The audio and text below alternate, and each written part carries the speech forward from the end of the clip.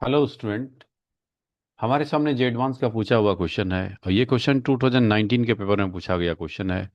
तो क्वेश्चन बहुत ट्रिकी है। मैक्सिमम स्टूडेंट ने मिस्टेक किया इस क्वेश्चन को सॉल्व करने में। तो आइए समझते हैं क्वेश्चन क्या बोला जा रहा है। Question says a parallel plate capacitor of capacitance C has spacing d between two plates having area capital A. The region between the plates is filled with n dielectric layers parallel to its plate, each with thickness delta दे दिया d by capital N.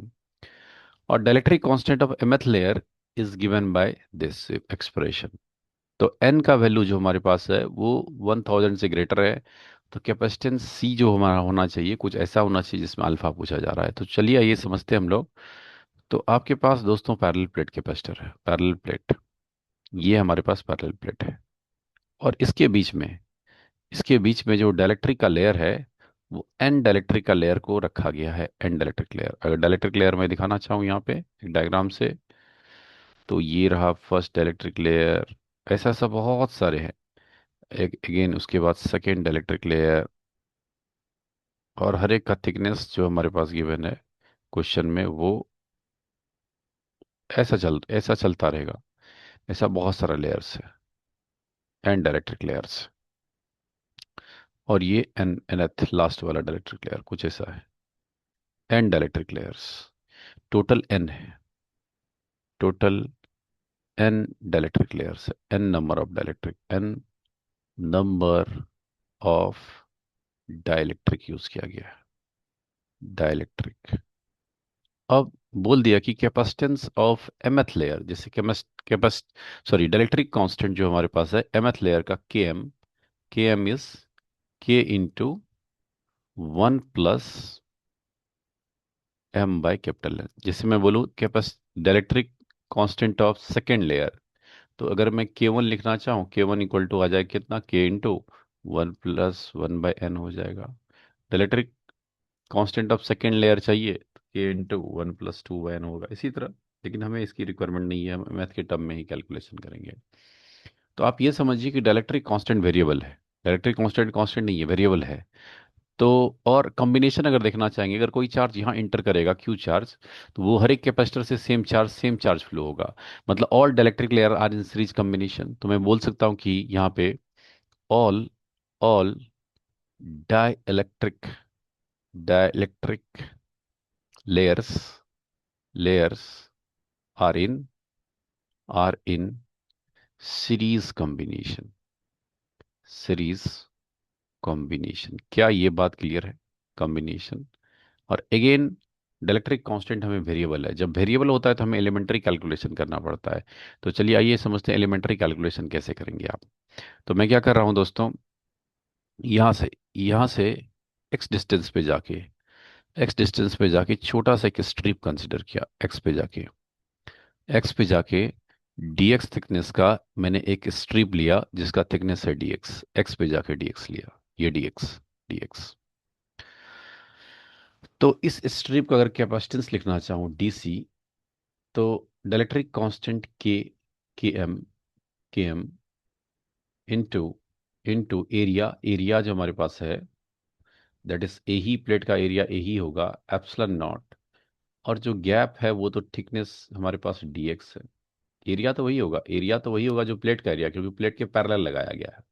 और मैं यहाँ M के M क्यों use किया, मैं ये zoom कर रहा हूँ, लेट अस जूम कि यहाँ से यहाँ तक में हमने mth नंबर ऑफ प्लेट को कवर कर लिया। mth नंबर ऑफ प्लेट्स हमारे आ गए, इसलिए हम डायरेक्ट के एम ही यूज कर दिए। क्लियर बात? mth जो भी होगा, सेकेंड होगा, थर्ड, हमें क्या पता। हम मान लिए mth नंबर ऑफ प्लेट्स जो है हमारे पास x डिस्टेंस में आ गया। क्लियर? और सारा कॉम्बिनेशन सीरीज है, तो 1/c इक्विवेलेंट जो होगा that is integration of 1/dc भी लिख सकते हैं हम लोग। That is integration of dx upon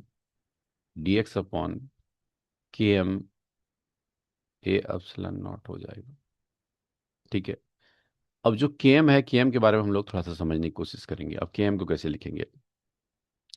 तो 1/c इक्विवेलेंट को तुम अगर अच्छे से लिखोगे दोस्तों तो कितना हो जाएगा, this is integration of dx upon के एम का वैल्यू क्या है, के एम इज और के इंटू 1 + m/, कैपिटल एन लिखोगे और मल्टीप्लाई में रहेगा क्या, ए एप्सिलॉन नॉट रहेगा। क्या कहानी यहाँ तक क्लियर है?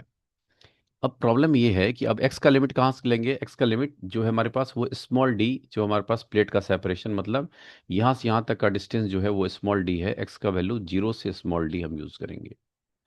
अब प्रॉब्लम है कि m/n, क्या m/n कांस्टेंट है? नहीं, m/n वेरिएबल है हमें, और इसको हमें अच्छे से सब्स्टिट्यूट करना है। तो चलिए इसके लिए मैं अगले पेज पे आपको लेके चलता हूँ, तो ध्यान से समझने की कोशिश कीजिए। अब देखो कि जो हमने डायलेक्ट्रिक का डायग्राम बनाया था, एलिमेंट लिया था, उसको मुझे फिर से आपको ड्रॉ करना पड़ेगा आपको समझाने के लिए। तो चलिए जल्दबाजी में इसको हम लोग ड्रॉ करते हैं। मैंने यहाँ से दोस्तों एक्स डिस्टेंस पे dx थिकनेस का एक एलिमेंट लिया था, एक्स पे जाके dx। और हम लोग ये एज्यूम कर लिए थे कि जो हमारे पास है क्या, कि इस एक्स लेंथ में mth नंबर ऑफ प्लेट आ गया।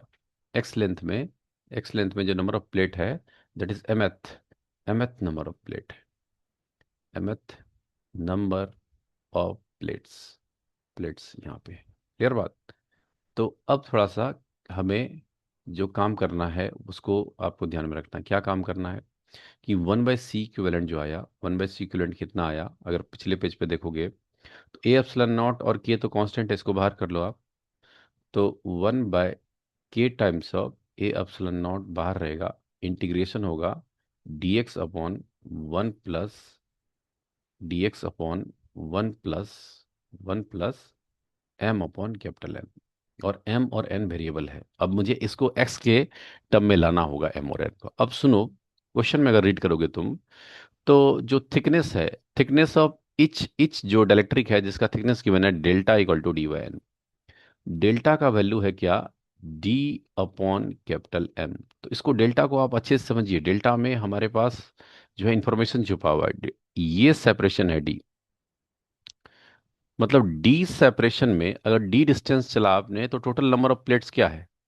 तो इन डी डिस्टेंस, इन मैं बोल सकता हूँ इन डी डिस्टेंस में एन नंबर ऑफ प्लेट्स आ रहा है, एन नंबर ऑफ प्लेट्स है। तो डेल्टा जो डिफाइन हो गया दैट इज d/n। अगर एक्स डिस्टेंस, उसी तरह मैं एक्स डिस्टेंस में बात करूं, एक्स डिस्टेंस में जो नंबर ऑफ प्लेट्स है वो कितना यूज कर रहे हो आप, M number of plates use कर रहे हो। तो delta also you can write delta as x/m। क्या मेरी बात क्लियर है?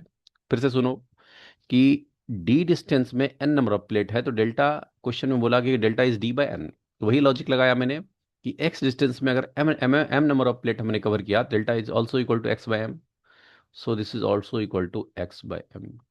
तो यहाँ से दोस्तों मुझे तो m/कैपिटल N से मतलब है, और उसका जो वैल्यू आएगा दैट इज x/d आ जाएगा, x/d। तो रिप्लेस करते हैं इस इंटीग्रेशन को जिसका लिमिट था 0 से d।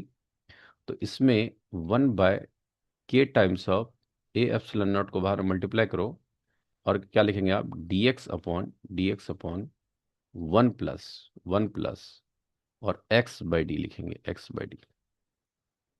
अब एलसीएम लेके डी बाहर चला जाएगा, तो D upon K times of a epsilon naught बाहर हो जाएगा, और इंटीग्रेशन क्या होगा आपके पास, dx upon d+x। D is constant, x is variable, limit कहाँ से कहाँ है, 0 से d, limit is again 0 to d है हमारे पास। तो यहाँ से जो आएगा हमारे पास, this is d upon K times of a epsilon not, और इसका इंटीग्रेशन आ जाएगा ln d+x। और लिमिट जो रहेगा हमारा वो रहेगा कहाँ से कहाँ, 0 से d। ये किसका वैल्यू चल रहा है, तो 1/c इक्विवेलेंट का वैल्यू चल रहा है, ठीक है। तो लिमिट पुट करोगे तो 1/c इक्विवेलेंट जो आपके पास आ जाएगा, 1/c equivalent is d upon K times of a epsilon naught. D put करोगे तो आपके पास हो जाएगा कितना, ln 2e आ जाएगा। एक बार डी पुट कीजिए, एक बार जीरो पुट कीजिए। तो मैं लिख ही देता हूँ, अगर कोई बच्चा क्वेश्चन पूछना दे ln 2 कैसे लिख दिया, ln 2d। अगर डी पुट करेंगे और जीरो पुट करेंगे तो ln d आएगा, ln a - b is ln a/b।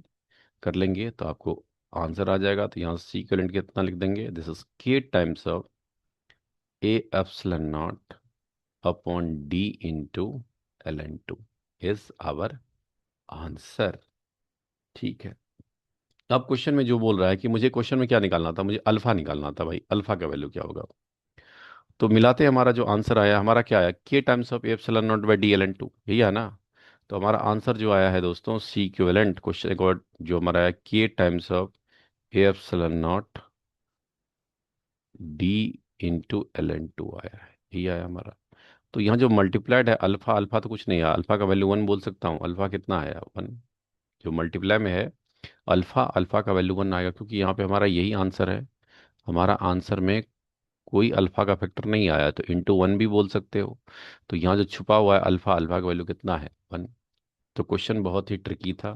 तो उम्मीद करूंगा सॉल्यूशन आपको समझ में आया होगा। मिलते हैं इस तरह के अगले क्वेश्चन के साथ, तब तक के लिए बहुत बहुत धन्यवाद।